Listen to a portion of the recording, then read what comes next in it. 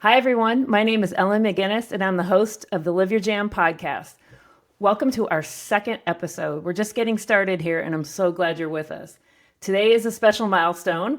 While this is only our second episode, it's also our very first guest conversation, and we are starting strong. Our guest today is someone I'm fortunate to know personally, and he's a powerful example of what it looks like to live with intention, to truly live from the inside out. That's exactly what we're about here at Live Your Jam. Before I bring him on, I want to frame the conversation. Live Your Jam is a podcast for purpose driven individuals who are learning how to trust their inner wisdom. And today's guest has done exactly that. He's a highly successful leader, but now he's doing it on his own terms. We'll hear the story of how he followed his inner voice, a journey that began about 8 years ago, and how he made the leap to live his jam. It's my honor to welcome Dick Ayres, joining us from Madrid, Spain. Welcome, Dick. Thanks very much, Alan. So excited to be here. Thank you so much for being here. So, everyone, I'm just going to give a little background on Dick. We're going to get into it more in his story, and then I want to talk about how we met. So, Dick is joining us from Madrid, Spain, as I said, but I met him in the United States. He has an extensive experience as an entrepreneur in the last 8 years. Before that, he was a successful senior executive and held multiple leadership positions at GE General Electric, as we all know it, 25 years there in the industrial sector. He is a recognized global leader in developing growth strategies and transforming business in a startup environment, as well as established enterprises. Dick's background at GE, as I said, we're going to get into it a little bit more, but he was at the the highest echelon there. They have a group of leaders that they groom and train and put into different rotational businesses and all over the world, all over the country. So I think Dick's, have you visited 80 countries? Something like that, yeah. Yeah. So he, as you can tell, he's the kind of guy who likes to sit on the couch and speaks multiple languages and has worked in many of those 80 countries. But Dick, I wanted to talk about how we first met in the Bay Area in California, and I want to see if your recollection is the same as mine. It's not a test, but we met at a holiday party for GE. Do you remember? Go on, tell me some more. Yes. Tell me more, Ellen. So my now ex-husband worked at GE with Dick and spoke Yeah. very highly of him, but I didn't really know too much about him. And there was a holiday party in the Bay Area where we lived outside of San Francisco, and Dick and his wife Christina and Santiago lived there as well. Dick was traveling around the world working for GE, and the Bay Area was one of the places that he lived and worked. And I met Dick's wife Christina and Dick and his son Yago. And I think it was, I'm just going to fangirl for a minute here on Chris because I was struck immediately by her energy. She's an incredibly dynamic woman. She makes Dick look a little bit like a slouch. No, but she's just somebody who lives life. She's got this incredible analytical brain and she dives into things wanting to know. She's curious. She's also very accomplished herself and she seems to be able to make the connections very quickly. And she also is just an incredibly warm woman. So we played a game together. That was it, Dick. And I think I fell in love with your wife.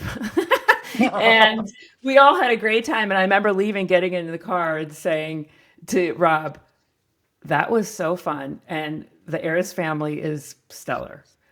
So I know you probably feel the same when you met me. You're starstruck as well, thinking, no. So do you remember that?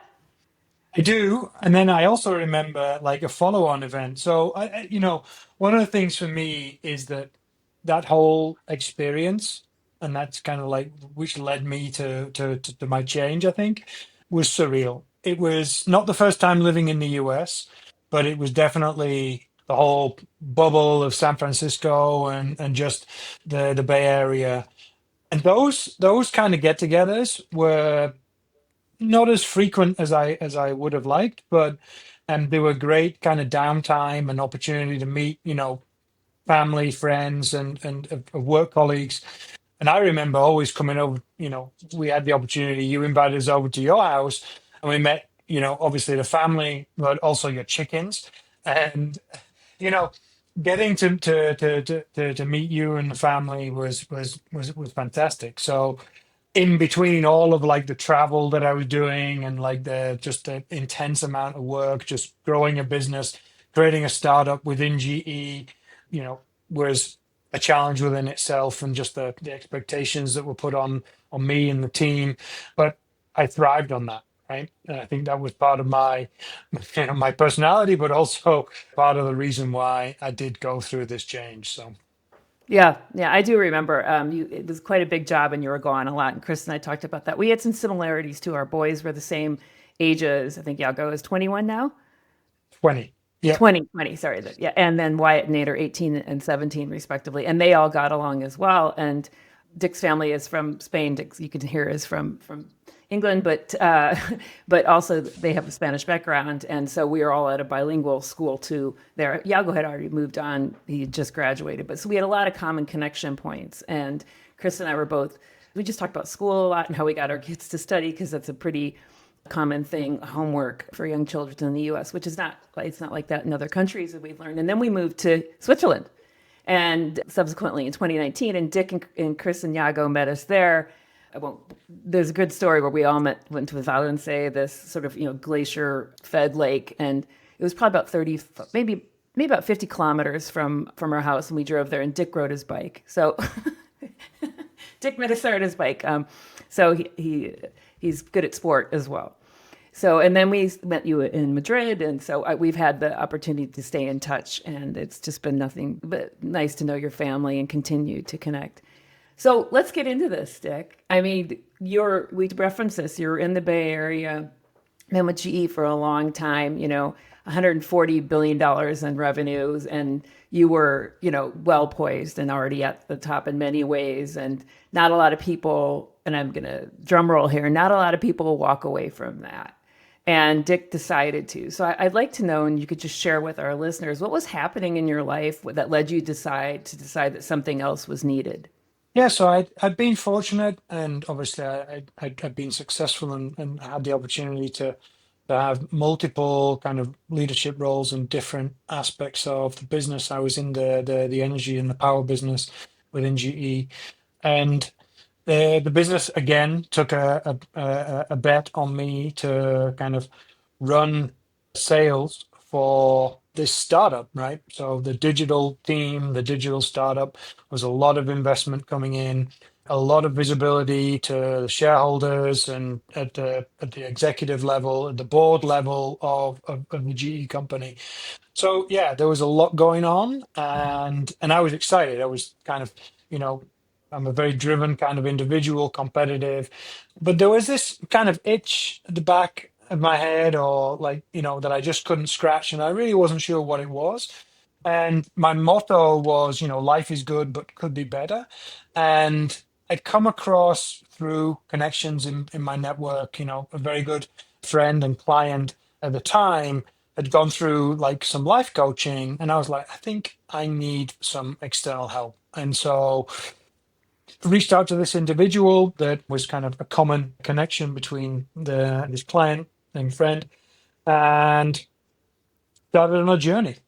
It was really focused on an outcome based kind of model, and it was a 12-month process. And yeah, I had this opportunity to kind of project myself 12 months into the future, and what would my life be if I could do what I wanted, and be satisfied. And so, went through this different process of like, every couple of weeks we would get together and talk about what it was that what was blocking me from being that person. And I made quite significant changes in a short period of time of my own personal outlook on life, and what I was doing. So you in your case, you had an itch inside, and then thought I can explore this, and you came across somebody who had worked with a coach. And in that whole year time, you then kind of redesigned and reimagined the life that you thought would be better, right? If you're like, life's good, but it could be better. Yeah, I didn't know what it was going in. I was running this big business, lots of investment and lots of things flowing my way. But at the same time, I was traveling probably 70% of my time. I wasn't spending a lot of time at home. It was pretty intense. I was enjoying it, but it was, I would, looking back, it was definitely taking a toll on me and also my family. And so, kind of this convergence of I wanted to do something different, or I just wanted to take a look at myself and sit and think about what it was. And I think within 5 months of going through this process, I'd almost handed in my notice and said that I wanted to take a year out. And the company was extremely supportive, all through this. Fortunately, again, amazing people around me to support me and to not say no. And so, yeah, I'd asked for 12 months out of the business and I was going to focus on myself and the family. And I didn't know what that looked like. But what I learned through this process is that it gave me the opportunity to create a blank sheet of paper in order to reconstruct this next phase of whatever it was that I was going to do. Yeah, And this so was 8 years powerful. ago. Yeah. So the coach led you to, at almost the halfway point to say, "Hey, I probably need to even more time and space to create what I want next, but I can't probably do that, with the amount of hours you're working and the travel and all those sort of things." So you had the courage to go back and say, "Hey, I need to take time out to figure out what this is, Yep. whatever this is for me." And I'm sure for many reasons, your track record and just the amount of relationships and type of person you are, it's that you were supported at corporate. A lot of people that I speak to sometimes think, "Oh, I can't," and they have these limiting beliefs on how they can or can't. And we never know until we try. So I want to commend you on that and also encourage other people to say, like, you can, think of the way and you can. So take us there then. You took a year off. And what was your process then in terms of you now have a blank sheet of paper, Dick? And how are you gonna fill it out? I think there was a couple of things. I think you call this kind of inside out. And so the way that my coach and I kind of interpreted this was like be, do, and have, right? So a lot of kind of outside, a lot of my life, I think, was outside in. And so if I have, you know, a lot of money or a lot of free time, then I will do these things and I will be happy, right? So it's kind of like going from the outside in. And what my coach really kind of worked with me to help me understand was like, no, actually, life, you can live it the other way and like inside out. And like, if you want to be happy, then go do these things and you will have a fulfilling life, right? And it was just I never thought of it that way. I'd never really considered it. I didn't, I haven't given myself time, right? So if I go back, and that's one of the things that my coach helped me do is kind of deconstruct my, younger period of my life, right? So I was driven, I was very competitive, and those were situations kind of created by my family, by my schooling, by certain environments that I put myself in, and I'd been, and I was happy, right? And I grown and been like successful. But again, I got to like 45, maybe it was a mid-year crisis, midlife crisis, and I was like, how should I be thinking about this? And I'd never really given myself that space to think about it. So I went through that process and I gave myself that time. And then what was it that I was going to do? And it was about how I wanted to show up. So I want to be authentic. I want to be passionate about what it is. I want to be energized and fun. So those were the things that I wanted to be. And it gave me this space, and I had this business idea. It had, I think everyone else, many people have like ideas, but then I actually had the opportunity to go and pursue it. And I came across a small organization at the time. It was an individual based in the Bay Area, and I was back in Spain by this time. So I was like, oh, now I have to go speak to this individual. And there was a company that had been started. It was called Literati. I reached out to the founder of it, and I realized that it was him and a couple of volunteers that had kind of created this concept and this idea.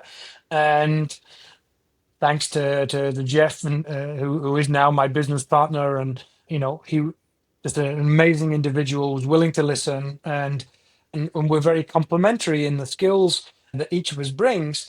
And he had faith, and he had, we created a working relationship, and we had the opportunity to build a startup, or to continue to develop a startup, a concept, a business, an idea. And 8 years later, now we've gone through multiple cycles. We've gone through an investment cycle, growth cycle. We went through restructuring. We've gone through multiple pivots. And again, we've had the opportunity to do those things, and at the same time, I've been able to support my family. My son had some health issues.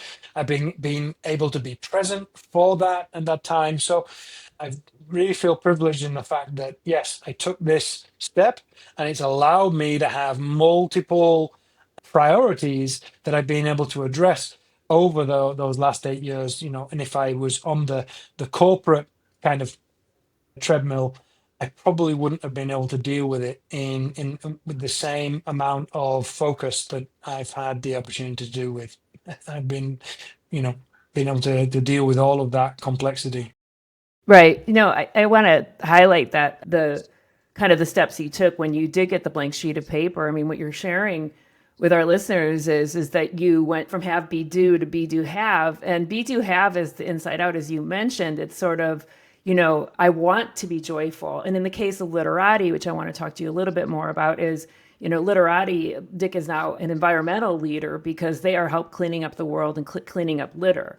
So, and then Dick is doing other things. So he's like, I want to make an environmental impact. So therefore, then he goes out and does those things, right? And then he can be this leader versus a lot of people often in the corporate world, or even as Dick is talking about in his childhood, and many people are very competitive and driven, they're always external goal oriented, right? And so you can give them any goal and they'll just knock it out. And Dick was one of those guys, in sport, in school, at work. Lovely guy, but if there's a goal, he's like, sure, okay, give me the next one. And what we're doing is flipping that. We're saying, okay, what do you want the goal to be from the inside? And so this is the process that he's talking about, and it's so powerful. So take us there then, Literati, an environmental leader, cleaning up litter throughout the world. You've done stuff with governments. Can you just tell us, like, bottom line, what exactly that is? I spent a lot of time out in the environment, so whether it was running or cycling or whatever, and I was always frustrated by the amount of waste and litter that I was encountering. And I was like, there must be a way to like crowdsource clean the planet. And that's when I came across Literati. They'd started, a community of people through a mobile app taking photographs of litter and cleaning up. And so kind of you were creating your own document of like what you were picking up and what you were cleaning. Then when you think about like, can you take that data and like on a macro level, what are you picking up in the Netherlands versus what are you picking up in California or in Brazil? And so we were able to build a community of people up to about 300,000 people in 180 countries around the world. Anyone would be delighted with that kind of success for a small application with really very, very organic, like word of mouth. We had no money to spend on publicity or anything. But then we realized like creating a business out of this, like it's very difficult for like a crowdsourced, like free kind of model without advertising, etc. So we started working on the data aspect of like, can we use this data to change policy, to influence governments, to influence corporations? And so we've had sporadic kind of success in that. We've done projects in Africa, in South America, with World Bank, with different corporations, and we have driven some change. And so that's kind of like the progression on that. And it's been a challenge, right? But for me to put my energy behind that and to be focused on it, it's a passion, it's a goal. Yeah, it financially, it's not the thing that's going to allow me just to retire, but I've been fortunate that it doesn't necessarily need to be. And so as long as it can, create some income and, we can keep the lights on, then that's sufficient. And at the same time, it's allowed me to have, more time to prioritize my personal life. I've been able to start to be able to do some volunteering within the local community. And so it's I think, you asked me the question the other day, what are your goals? And I'm like, well, I don't really have like a big end goal, but again, it's about who I want to be and how I want to show up. And I've been able to do that in different aspects of my life that and really never thought about it in that way before. All of my energy went into like the corporation and on the treadmill, and then a little bit of time, obviously, as much as you can within the family. And now it's like completely been turned on its head, and I can dedicate time to all of those aspects, and it's completely fulfilling.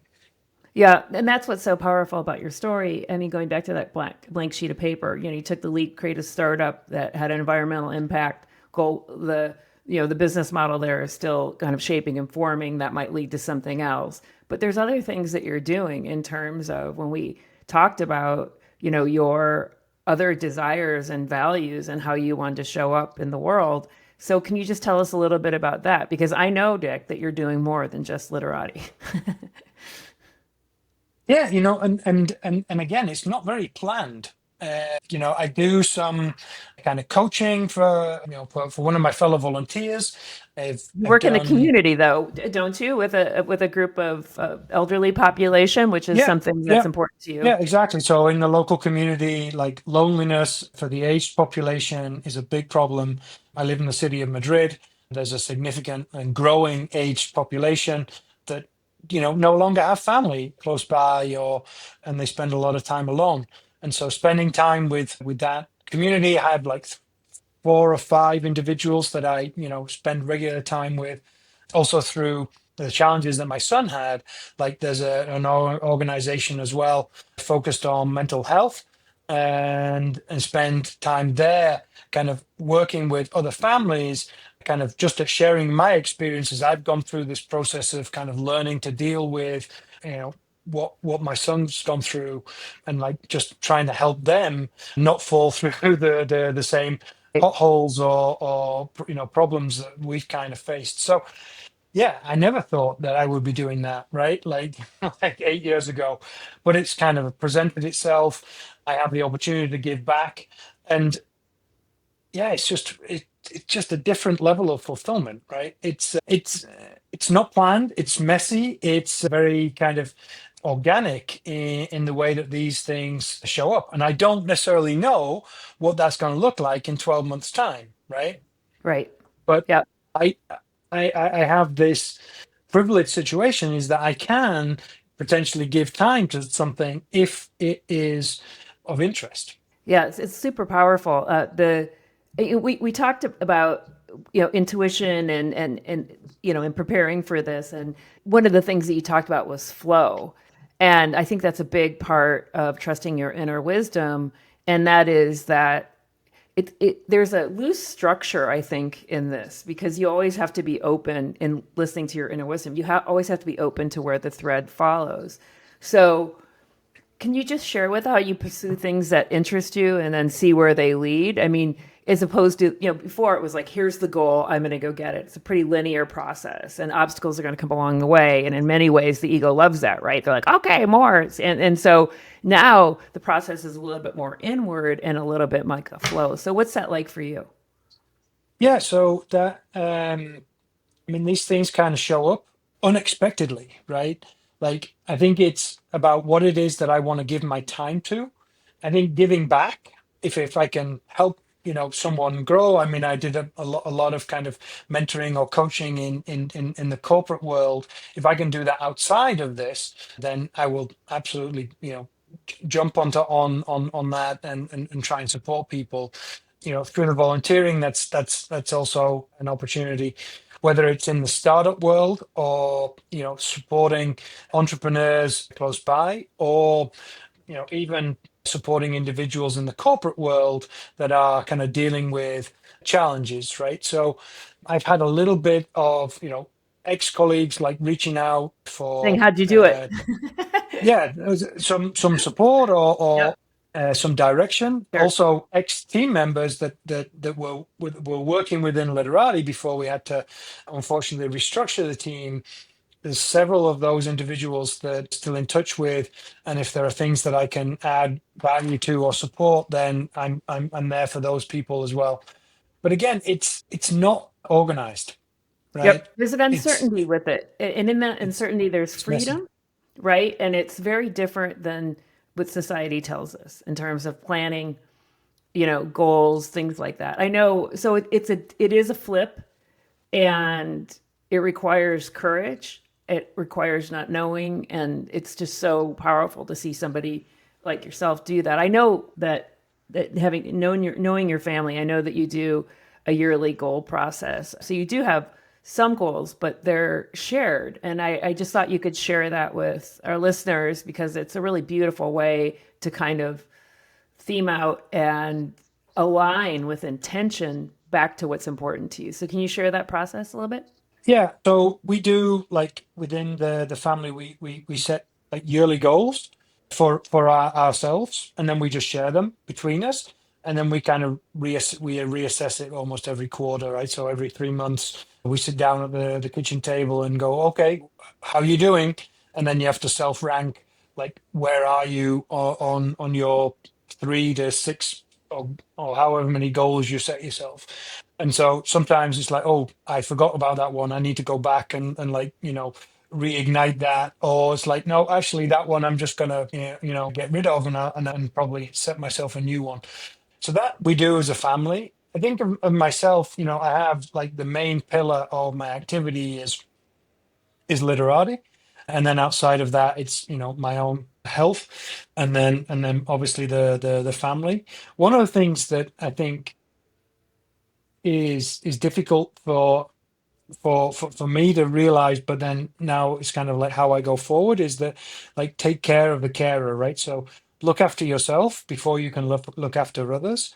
It's egocentric and it's kind of like selfish, but I can't really show up for others if I'm not taking care of myself. And so, yeah, it's not that I spend all of my time on myself, but I do spend like enough time for me to be able to spend time on others. And I think that balance, that was way out of balance when I was back in the corporate world. Like, so that for me is kind of one of the, I think, the tools that I have, adopted in this kind of second phase of my life. Yeah, it's really important. I see that a lot with like corporate clients that I've worked with throughout the years. With men, it's almost their time gets so sucked up in purpose on these external things. I see them almost forgetting to dream, or everything's so scheduled down that they're getting up till 4 a.m. in the morning to work out, and it's just everything is so scheduled, so it's really hard to make time. And then with women, I think just because the way that we're kind of the operating systems of families in many ways, and still have the corporate responsibilities, but we kind of take on more. It's really important the care, giving care to the caregiver. It's actually a fundamental vision of Live Your Jam is that when we take the time out and create the space, as you did, Dick, to figure out what's important to us and live and make time for that, then we automatically go out and share our gifts with the world. And it's this really beautiful flow. It does sound egocentric. It's more than just self-care. It's about deep inner work of figuring out what matters to us and then having the courage to go out and align with it. And even when we do that, it doesn't mean we've got the key to life, but it means that we're engaged with life at a soul level, that we are really listening inside. So, a big, part of how I support people, as you know, is helping them listen to their inner voice, those nudges. And so you're now living a life with roles that feel aligned. You're a devoted and very present father. You're a volunteer, an environmental leader, a community builder. What does Dick Ayres have nudging inside of him now? I mean, are there any other nudges in you that you're trying to follow? Or is there anything that you're like, I feel you, I see you inside of me, and I'm going to follow that thread? There's part of me is that like, can I do something that's so significant and like give or have like this huge impact on the world? But then there's the other that, the other day I had the opportunity as part of my volunteering, took this individual, this lady who has mobility challenges. We went for lunch, just a couple of hours, right? So 2 or 3 hours. And then, you just see I come in Spanish, but like just the gratefulness for her to have that opportunity. So you have those like little nuggets of gratification, and then can I do something that's vast and stop littering around the world? Like that would be pretty significant, right? Like so everything from like the small thing to like the large thing, it's about how can I be useful, right? Because that's what I feel, right? I just like that's what makes me kind of energized is can I be useful? And so I don't know what it looks like, and I don't know where it's necessarily going to take me. But right now, I have like enough things going on, and if something else comes along, and if anyone has any ideas, then just get in touch, right? Connect me on LinkedIn, or those are the things that I can be authentic and intentional about, like the way I go about, you know, this kind of second phase of my life. Yeah, it's pretty powerful. And I really thank you for being here and sharing your story. And I remember when you told me about this years ago when we were talking, and I didn't really know that you're seeing the coach and all these sort of things. I think we had a conversation about how you wrapped it up and you had shared the letter with me that you had sent to your coach. And this is a good example, I think, of following a thread. I was so, I just get chills right now because when I read that and I knew you and I didn't know you were really doing all of that, I just kept thinking to myself when I go back to 8 years ago when you shared that, this is kind of what excites me. That I got chills around that. And I saved that letter that you wrote to the coach. And then here we are years later. And now I'm doing this Live Your Jam podcast. I've had a whole my career myself, and I'm kind of focusing on a lot of my time on this.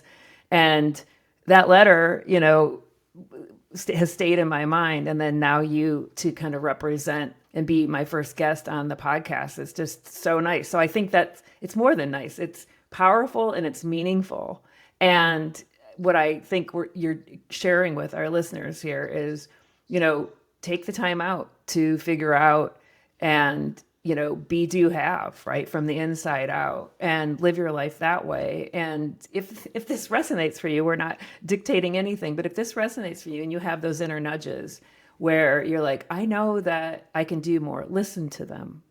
It's not silly, and go for it. Yeah, create space for yourself, and then other things will fill that space. And if you get to decide what fills that space instead of someone else doing that, that's very powerful. And so if there is anyone that like listens to this and is like, oh well, you know, I am absolutely open and willing to have a conversation. Not that I'm I have the answers to the questions, but I can share more in detail about some of those decisions and the way that it's kind of operated for me. Thank you, Dick. That's so generous. And thank you for your time. It's been a delight to see you, and I appreciate all of this. We'll put some links up to Literati and Grandes Amigos and Amafe, the Yeah, organizations I'm that you afraid. Yep. support, so we can share those out in the world. And if there's anybody who is in the Madrid area or even just inspired by what Dick has done, please check it out. So I thank you and give Christina and Yago a big hug from me. And that's it, Dick. End of Thanks very much. our conversation, which has been delightful. Thank you, everyone.